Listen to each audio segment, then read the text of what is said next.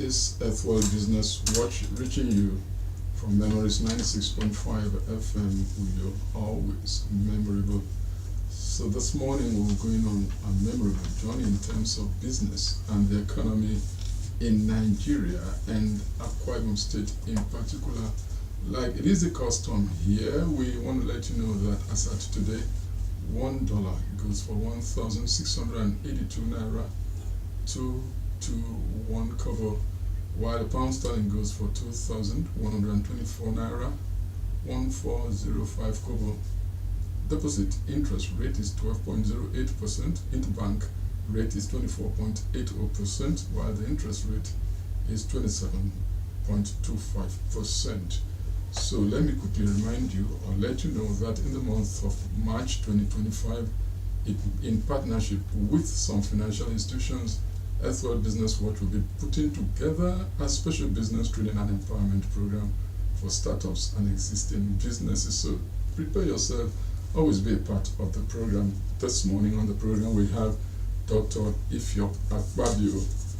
Dr. Ifyok Akpabio is Investment Strategic Officer of African Institute of Investors and Analysis in Nigeria. Dr. Ifyok Akpabio is right here with us in the studio.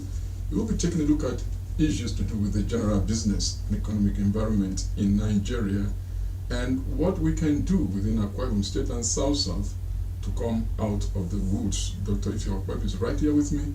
He joins me after this very brief break on Earthworld Business Watch. Please stay with us. Yeah, that's fine. That's fine. Okay. Huh? Okay. Okay.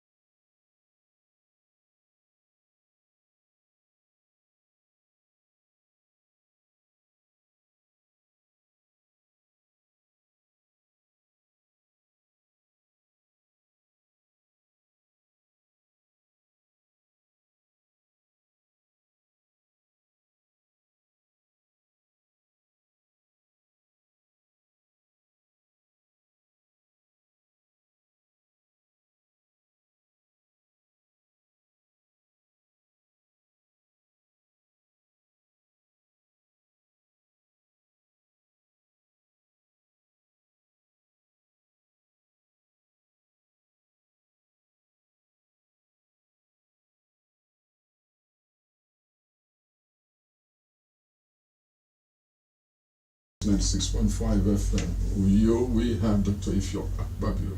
Doctor, welcome to this program. Thank you very much. It's a pleasure. Okay, so how are you doing? We thank God. At least we are alive. Okay, on your profile we read Investment Strategic Officer of African Institute of Investors and Investment Analysts in Nigeria. What's that all about? Well, part of what we're looking at is the issue of investments. Okay. Investments at the micro level. Okay. Investments at the micro, small, medium, and large levels. Okay. So while the government is looking at basically, it has to be able to reject back the system and look at the backward integration system of looking at our localizing of our products, okay, and doing a kind of a value chain. In fact, it's time for us to now begin to look at made in Nigeria goods. Okay. And we look at made in Akwa Ibom goods, and we see how we can pump it and make it out. China was just like that. Taiwan was like that. Japan was like that. Okay. And I think it's time for us to look back into the system, reject back the system, and see what we know we can do for ourselves. All right. Shed more light. What's the advantage in us concentrating on made in Nigerian goods and made in Akwa Ibom goods? One of the advantages is definitely it creates a kind of employment, which of course at this level, the level of unemployment rate is very high. Very high. Even when the government of Akwa Ibom State is saying that everybody should register as a portal on ground, I was shocked to discover that just 7,500 people have registered thus far. Which means that people's mindset, they don't still believe in governance. And people don't really believe that what government has in offer for them is good. they are still having one doubt or the other. So definitely that's one of the advantages. Two, another thing is when you have your own, you have that kind of satisfaction. And another point is Akwa Ibom State is basically public sector driven. We have less percentage of the private sector driven. We want to be like Lagos. We want to be like Lagos. We want to be like Rivers. We want to be like Abuja. Thank God the enabling factors are there to encourage it. So it's time for us to come back. Let's come back up. Let's see what we know we can do. Let's turn the system around. The government is trying in its wits. We have to see what we can do in our parts. Okay, as an economist, I want to ask you personally, what are the things you can do for a person who wants to start a business or for an existing business? I mean, like a resource person, what can you do? The listener would like to know that in case he wants to get in touch with you. Yeah, one of the best things I know is that the willingness to learn. We are in the period of where we learn, unlearn, and relearn. Learn, unlearn, and relearn. Things are changing. The old archaic principles that we had. Okay. And so many factors are affecting it. They are shaking the system. For example, the president came in on board and said, subsidy abolished. We needed to think twice. Okay. And which all of us are still complaining of till now. So the ability of somebody having his own business to think ahead of the government policies, think ahead and be able to profess solutions towards his customers. We are having high cost of goods and services increasing right now. So many factors are coming up that today you buy a product for 1 naira, tomorrow you go out, they tell you it's 10 naira. It gets you destabilized. And the income is not coming in that's attending you. So it's time for the owners of business to sit up and look at very good ways of them still maintaining their customers and still providing their services qualitatively and quality-wise. And making their money. Making their money. Okay, so what can you give a person? Training, feasibility studies and all that. What can you do for a business? We give feasibility studies. We also train people. For example, we have set of programs for 2025 because this is almost towards the end of the year. So we are putting up a house together and putting up every other thing together. So by next year, we commence full activities in Akwa Ibom State before we move to Calabar and Lagos precisely. So we have started so all I tell people, we go into feasibility studies, we prepare people's minds towards business, and we prepare people's minds, especially our retirees when they come out of the civil service. They were looking for what to do and they end up falling into the hands of swindlers. I know of a case. They are swindled because they don't even understand the rudiments of what is business. So we're going to help them and train them together. We are not looking for your money. We are only there to go with you, push you to where we know it is, and you have that confidence in us. It's an integrity thing. It's an integrity because nowadays it's very difficult to understand people when it comes to the issue of money. So it's an integrity issue. All right, so meaning that before you go, we would like your contacts and all that. So while we are here now, take a look overall the business economy of the Federal Republic of Nigeria. That's a very big question you're asking me, sir. Yes. Well, I will give it to you. Well, it's been a very disturbing aspect of the private sector driven economy in Nigeria vis-a-vis Akwa Ibom State. We've had a kind of a challenge whereby most businesses are not producing. Most businesses that had most of their products imported are having challenges right now. And they cannot be able to make ends meet. We've discovered that most companies are leaving the country. This morning you just told me about the exchange rates. The exchange rate has gone up where most businesses are dependent on the exchange rates. It has pulled them down, and of course it has led down to downsizing of staffs, creating unemployment in the system. Naturally. So everybody's now, it's how you survive. Who do you hold to get to the next level? So people now see the next line of action as politics. So if you're not in politics, you're not eating. And that keeps you, in fact, this one I was periscoping the chambers of commerces. They're not really working. I have not really heard much. I don't know if they are really working. But I have not heard much of Akwa Ibom State. Chambers of Commerce in Akwa Ibom State. I think there's a Yo Chamber of Commerce. There's Yo Chambers, but I've not heard much of them. The one of Enquiry, I have not heard much of them. I know they're playing their part, but we are not hearing them because they need to echo out. They need to shout. So the system has been so shaky, which calls for thinking out of the box. For individuals, for economists, we need to think out of the box. Okay. Right now in Nigeria, right now in Enquiry, most people are hungry. Okay. So agriculture becomes the mainstay. Now, government has to come in. Individuals, I know our governor is telling us they've given the civil servants some days to go home and do their farm. That's subsistence kind of farming. And it cannot feed everybody. Okay. So a lot has to be done when it comes to the issue of making food available. That does not stop the private sector from not doing their businesses. Okay. It doesn't stop them. But government now goes involved. There are times government comes into a project to be able to save the masses.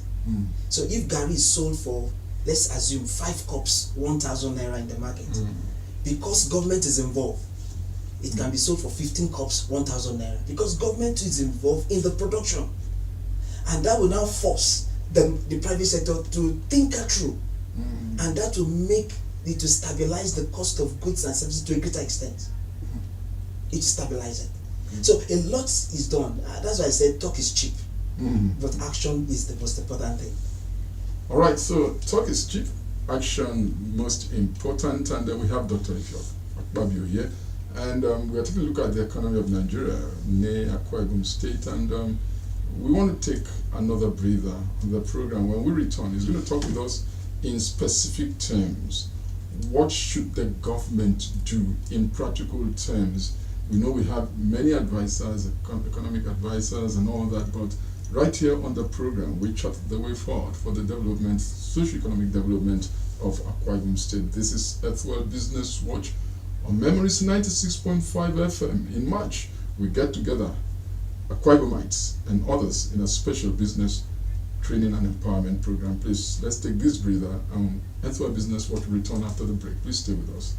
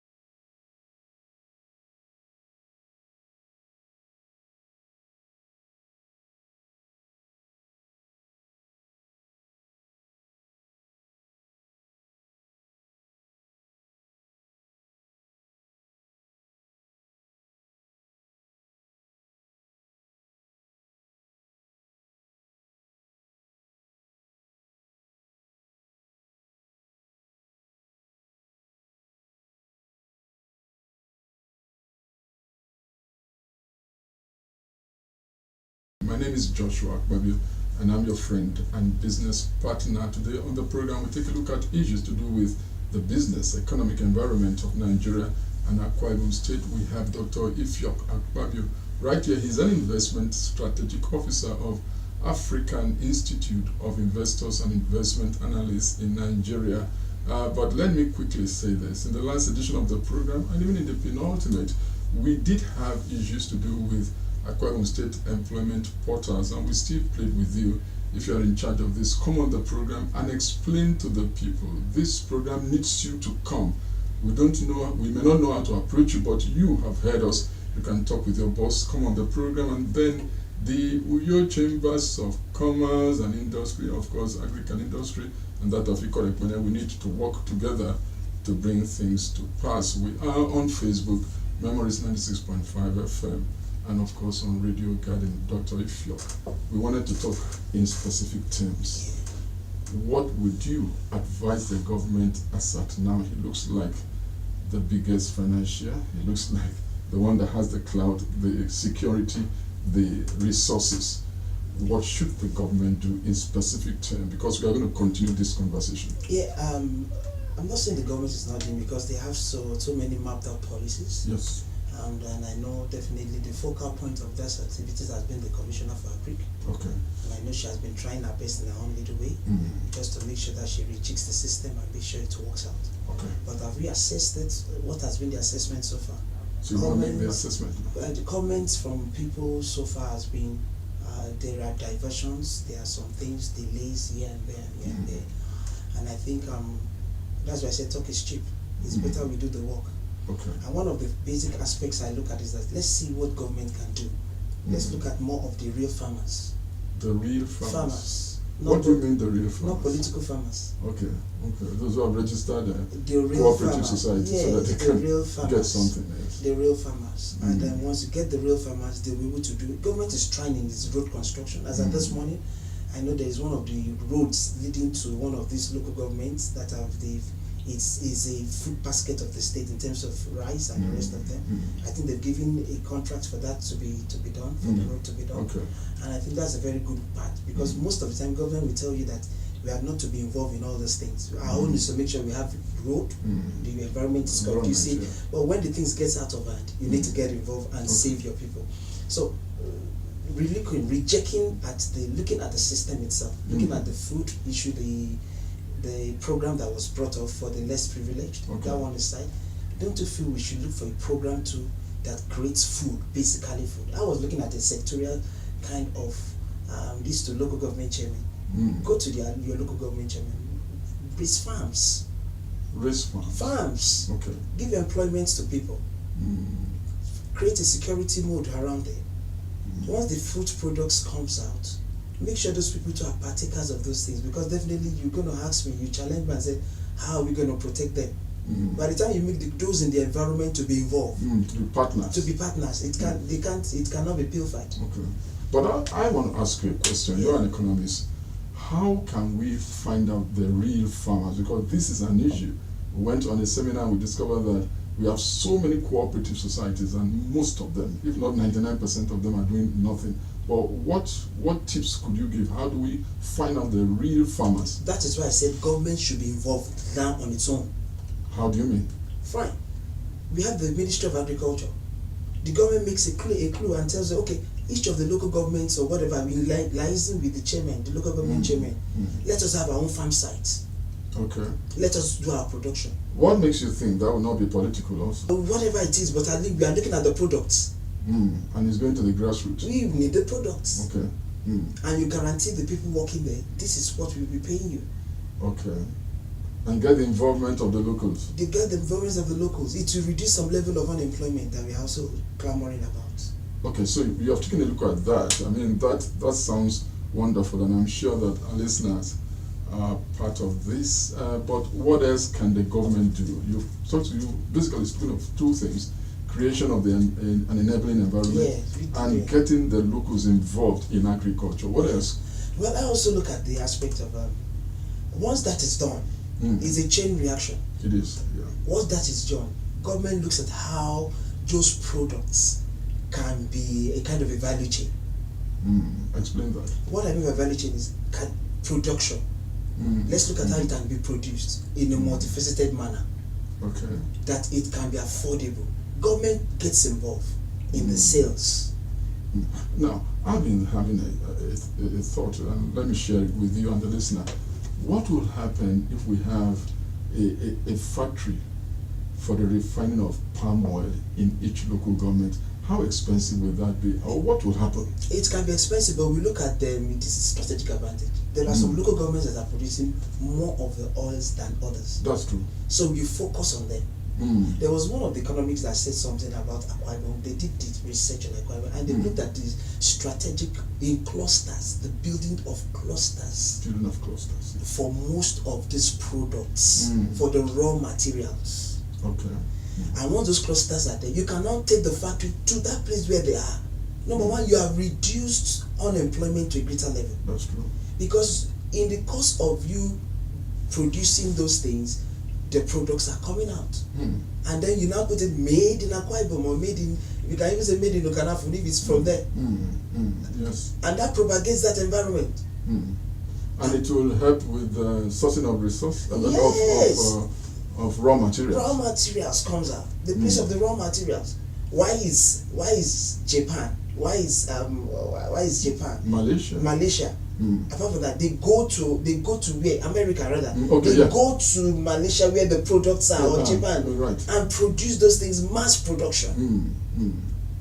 Because if they have brought it down to America, the cost of it will have been high. Okay. We need to be flexible right now. The price of oil has been increased. Right. The cost of fuel is soaring now. Cost of goods and services is going. Even your take home is not even taking you home. Even if now the civil servants it has been increased for them. What about those that are not working? What is their stake? Okay. What about those that are the foot soldiers? That when they wake up in the morning, nothing to eat until when they struggle. Is it when you go and meet your boss and tell your boss, Augasa, early in the morning for breakfast, and that's where the money comes out. So if you just go see Oga, money no come. So productivity is involved right now. Okay. Making yourself more reliable and be willing to learn, unlearn, and relearn. Now, Doctor, these things you are saying, I'm sure people at the helm of affairs, advisors and or executives, they know these things. Why are we not able to implement these things in Nigeria, in Akwa Ibom State? It is implemented with a passion. Leadership is a passion, sir. I'm not saying they don't have the passion. They do, they have the passion. But you see, passion goes beyond just the normal. And apart from that, you can't do it alone. We need each other to build a teamwork. Okay. Teamwork is expected. All of us have to live together and be able to go an extra mile. You've got to listen to what the grassroots people are saying. You've got to, okay, for example, there has been an argument on the project in Lagos. Okay. And I reasoned and I looked at it that while the governor is planning big investments, he's also looking at the small investments. Okay. But we discovered that we have almost 17 hailing industries now working in Akwa Ibom State. What has been those issues? Why have it not worked? So that we need to look at them also. We need to look at them. So while the government is planning the big, it looks at the small ones so that there can't be a complaint. That's where the rejigging is, and it's tedious on him as a leader. Okay. Because definitely you are thinking long term. You must think long term, short term, and medium term. In terms of industrial evolution or development, where do you think Akwa Ibom State have a better advantage? So many. This is the Gen Z period. Let's look at technology. Technology, and our youth are doing very well. Very well. They are eager. In fact, if they don't outsmart us now, they are smarting us. So we need to learn too. Okay. You need to learn. So we need to take a look at that in practical terms. In practical terms, not just in practical terms. Okay. Not giving seminars at the end of the after the seminars and the money is given at the end of the day, nothing comes out. We need to look at it practically and follow it up. Okay. And not just follow it up. There has to be a provision for publicity so that people are aware. Most people are hungry, so they don't even listen to radio again.